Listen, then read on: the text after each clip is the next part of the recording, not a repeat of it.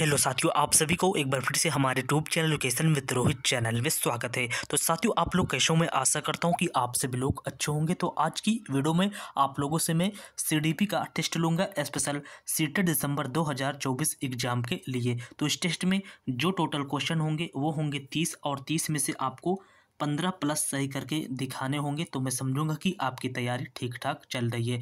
और जितने भी क्वेश्चन मैं लाया हूं सभी प्रीवियस ईयर के क्वेश्चन है, रिपीटेड क्वेश्चन है। इसी तरह के क्वेश्चन आपके एग्जाम में हूबहू देखने को मिलेंगे। अगर आप मेरी डेली की क्लास देखते होंगे तो इस टेस्ट में आप लोग बहुत ही अच्छा स्कोर करेंगे और आप सभी को पूरा क्वेश्चन को सॉल्व करना होगा और अपना स्कोर मुझे बताना होगा। तो चलिए भाई, इस टेस्ट को स्टार्ट करते हैं और देखते हैं पहला क्वेश्चन यहाँ पर क्या है। तो पहला क्वेश्चन यहाँ पर दिया गया है, स्थूल गत्यात्मक कौशल का उदाहरण है भागना, पकड़ना, आड़ी तिरछी रेखाएं खींचना, निचोड़ना। तो यहाँ पर आपसे पूछा जा रहा है कौन सा स्थूल गत्यात्मक कौशल का उदाहरण है। ये बाकी तीन आपका पकड़ना, आड़ी तिरछी रेखाएं, निचोड़ना, ये किसके उदाहरण? तो इस सूक्ष्म गतिक कौशल का ये उदाहरण है। और बाकी जो है ये भागना आपका जो है स्थूल गत्यात्मक कौशल का उदाहरण हो जाएगा। यहाँ पर जो है आपका पहला ऑप्शन बिल्कुल करेक्ट हो जाएगा। यानी जिसमें आपकी जो है मांसपेशियों का उपयोग होता है वो आपका जो है स्थूल गत्यात्मक कौशल होता है। यानी जैसे आप सीढ़ी से ऊपर नीचे आ जा रहे हैं, दौड़ रहे हैं, तैर रहे हैं, फुटबॉल खेल रहे हैं, ये सभी क्या है? स्थूल गत्यात्मक कौशल का उदाहरण है। तो इस तरह से जो है आपका पहला ऑप्शन बिल्कुल करेक्ट हो जाएगा। चलिए नेक्स्ट क्वेश्चन देखते हैं क्या है। तो नेक्स्ट क्वेश्चन आपके सामने स्क्रीन पर दिया गया है। यहाँ पर क्वेश्चन है, अधिकतर बच्चे पेन पकड़ना सीखने से पहले गिलास पकड़ना सीख लेते हैं।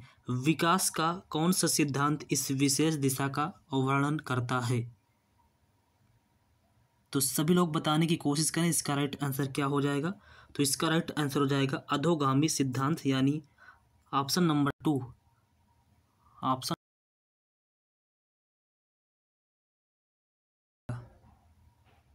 यहाँ पर जो है आपका, एक मिनट, अधोगामी, यहाँ पर जो है आपका अधोगामी सिद्धांत बिल्कुल करेक्ट हो जाएगा। चलिए अगला क्वेश्चन देखते हैं क्या है। तो अगला क्वेश्चन आपके सामने स्क्रीन पर है।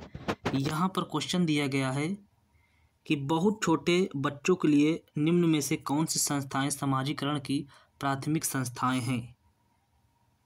तो यहाँ पर राइट आंसर हो जाएगा परिवार और आस पड़ोस, यानी ऑप्शन नंबर 4 आपका बिल्कुल करेक्ट हो जाएगा।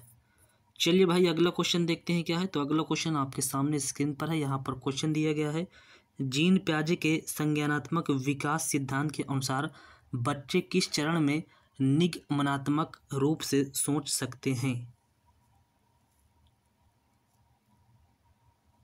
तो इसका राइट आंसर हो जाएगा औपचारिक संक्रियात्मक अवस्था, यानी ऑप्शन नंबर 4 आपका बिल्कुल करेक्ट हो जाएगा। चलिए अगला क्वेश्चन देखते हैं क्या है। तो अगला क्वेश्चन आपके सामने स्क्रीन पर है। यहाँ पर दिया गया है कि 5 वर्षीय रीना को 2 पारदर्शी समरूप गिलास दिखाए गए जो दोनों ही आकार में छोटे और चौड़े थे।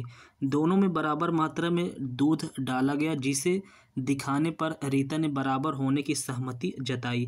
फिर एक गिलास के दूध को किसी अन्य गिलास में डाला गया जो अपेक्षाकृत लंबा और संकीर्ण था। अब रीना का मानना है कि लंबे गिलास में छोटे गिलास की अपेक्षा दूध ज़्यादा है। जीन प्याजे के सिद्धांत के अनुसार यह क्या दर्शाता है? तो यहाँ पर राइट आंसर हो जाएगा विकेंद्रीकरण में कठिनाई, यानी यहाँ पर ऑप्शन नंबर 1 आपका बिल्कुल करेक्ट हो जाएगा। चलिए भाई नेक्स्ट क्वेश्चन आ चुका है आपके सामने स्क्रीन पर। यहाँ पर क्वेश्चन दिया गया है कि अनु का तर्क है कि केवल समाज ही तय कर सकता है कि क्या सही है, व्यक्तिगत रूप नहीं। और लॉरेंस कोहलबर्ग के नैतिक विकास के सिद्धांत के अनुसार यह उदाहरण किस चरण को दर्शाता है? आपको बताना होगा।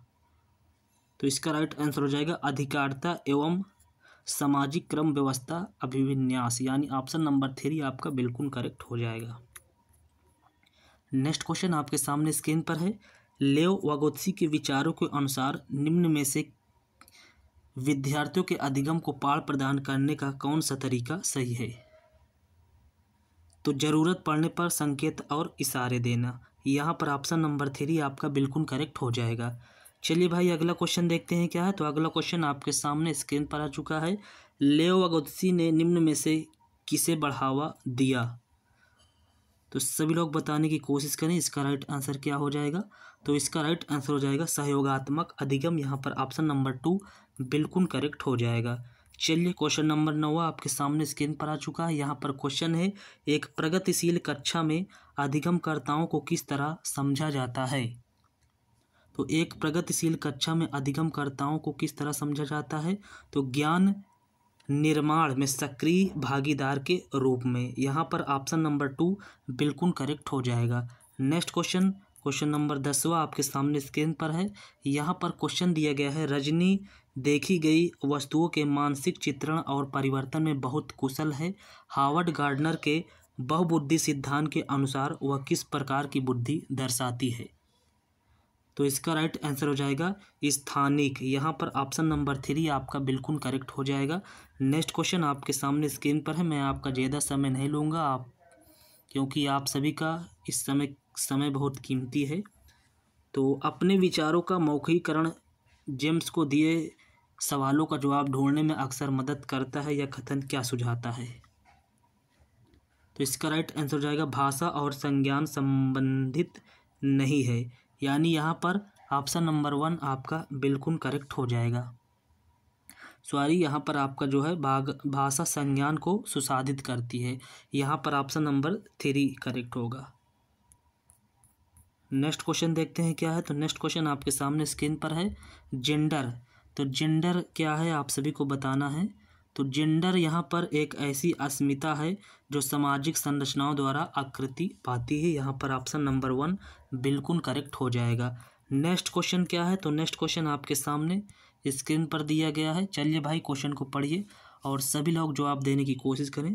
तो यहाँ पर क्वेश्चन दिया गया है, विभिन्न सामाजिक, आर्थिक और सांस्कृतिक पृष्ठभूमि के बच्चों से युक्त कक्षा में विविध पाठ्यक्रम होने से सभी छात्रों के सीखने के अनुभव समृद्ध होते हैं। यह कथन, तो यह कथन क्या है भाई? तो यह कथन सही है, क्योंकि बच्चे अपने साथियों से कई कौशल सीखते हैं। यहाँ पर आपका पहला ऑप्शन बिल्कुल करेक्ट हो जाएगा। अगर आपको आंसर बताने में ज़्यादा समय चाहिए तो आप वीडियो को रोक भी सकते हैं, फिर उसके बाद आंसर बताइए। अधिगम के लिए मूल्यांकन किस प्रकार का होना चाहिए? आप सभी लोग बताएं।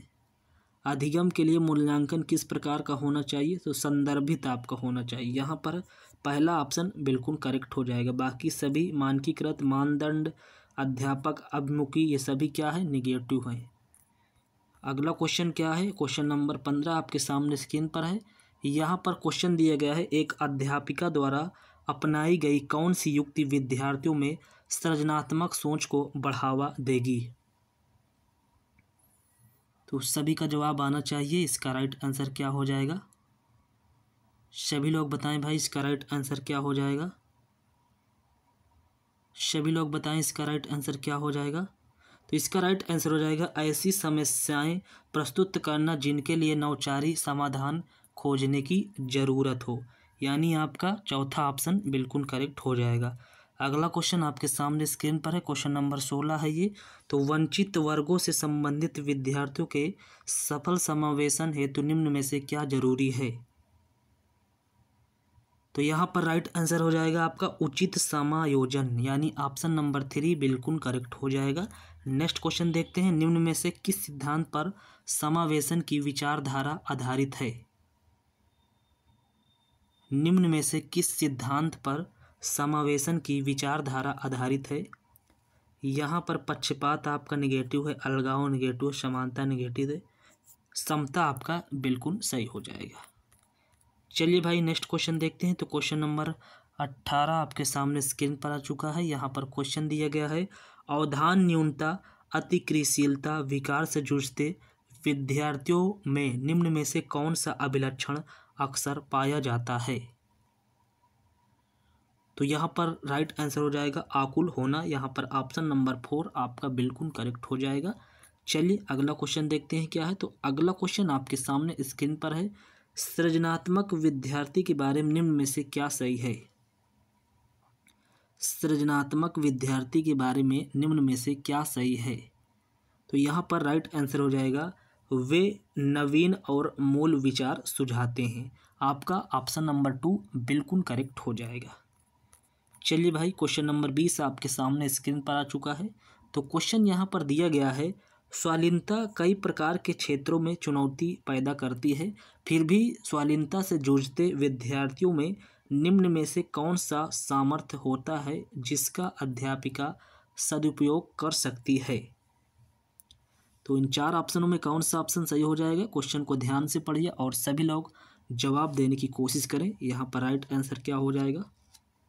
तो यहाँ पर राइट आंसर हो जाएगा व्यापक तथ्यात्मक जानकारी का प्रतिधारण, यानी पहला ऑप्शन आपका बिल्कुल करेक्ट हो जाएगा। चलिए भाई, अगला क्वेश्चन देखते हैं क्या है। तो क्वेश्चन नंबर 21 आपके सामने स्क्रीन पर है। यहाँ पर क्वेश्चन दिया गया है, विद्यार्थियों में प्रभावशाली एवं अर्थपूर्ण अधिगम को बढ़ावा देने के लिए एक अध्यापिका को किस पर बल देना चाहिए? तो सभी लोग बताएं भाई, ऑप्शन को ध्यान से पढ़िए और राइट आंसर बताने की कोशिश करें। तो यहाँ पर पाठ्य सामग्री को वास्तविक जीवन संदर्भ से जोड़ने के लिए, यानी आपका जो है चौथा ऑप्शन बिल्कुल करेक्ट हो जाएगा। जहाँ पर जो है वास्तविक जीवन से जोड़ के पढ़ाने की बात की जाए वो आपका एकदम से पॉजिटिव होता है। तो आप सभी को तुरंत टिक कर देना होगा। चलिए नेक्स्ट क्वेश्चन देखते हैं क्या है। तो क्वेश्चन नंबर 22 आपके सामने स्क्रीन पर आ चुका है। चलिए क्वेश्चन को पढ़िए और सभी लोग जवाब देने की कोशिश करें। तो यहाँ पर क्वेश्चन दिया गया है, निम्न में से कौन सा उपागम विद्यार्थियों के ज्ञान अर्जन की योग्यता को कमतर आंकता है?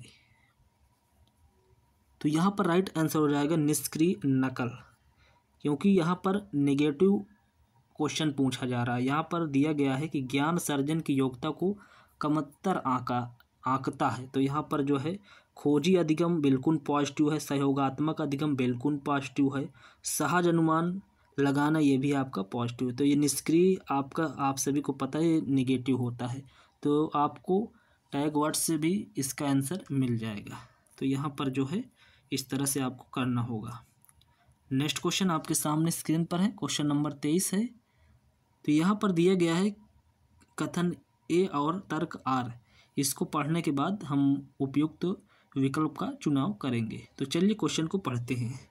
तो यहाँ पर दिया गया है ए में कि किसी नए संप्रदाय को पढ़ाने के समय एक अध्यापिका को विद्यार्थियों के पूर्व ज्ञान को सक्रिय करना चाहिए।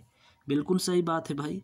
और तर्क आर क्या दिए गए, चलिए पढ़ते हैं। तो अधिगम अधिक प्रभावशाली होता है जब विषय वस्तु को जानकारी के असंबंधित खंडों के रूप में प्रस्तुत किया जाता है। तो यहाँ पर ये गलत है।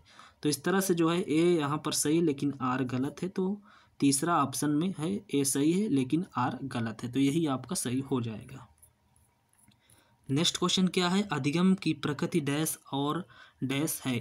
तो क्या है भाई, आप सभी को बताना होगा।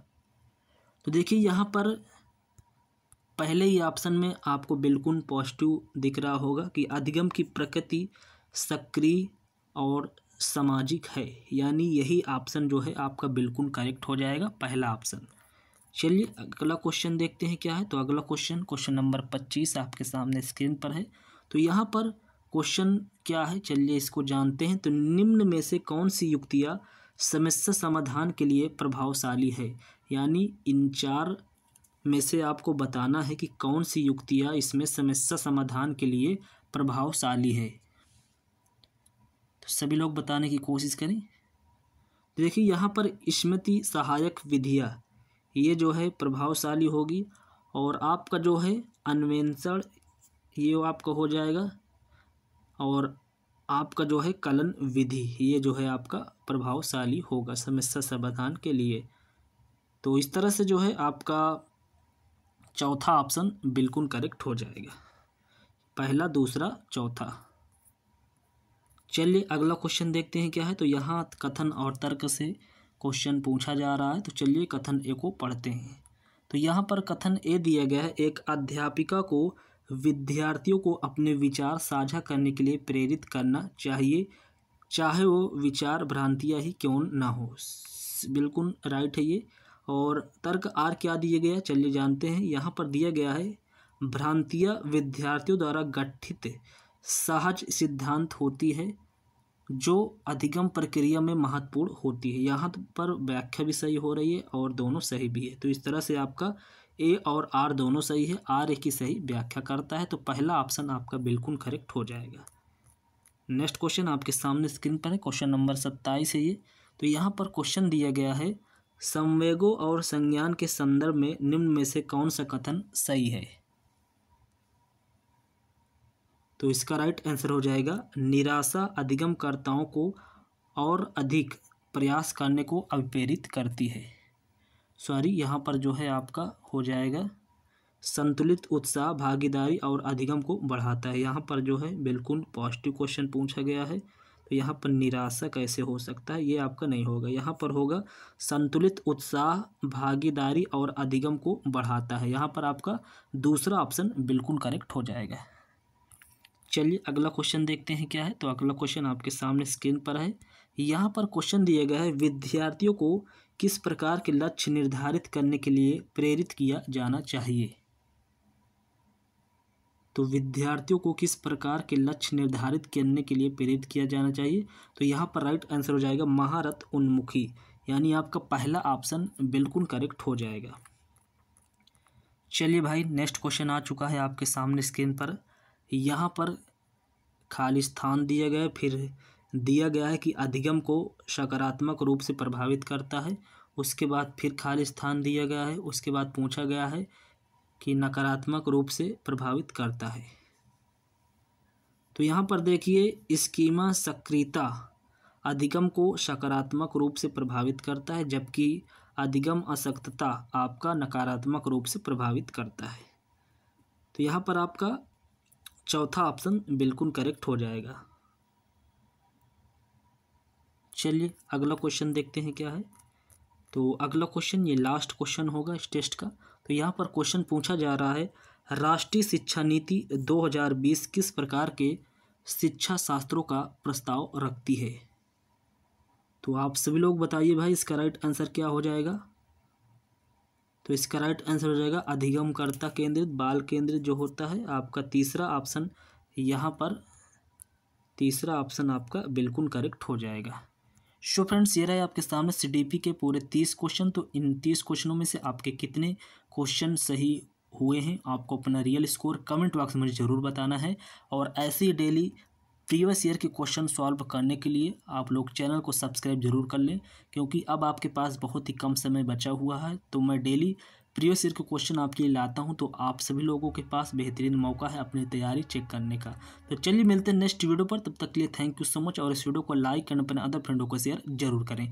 Thank you so much.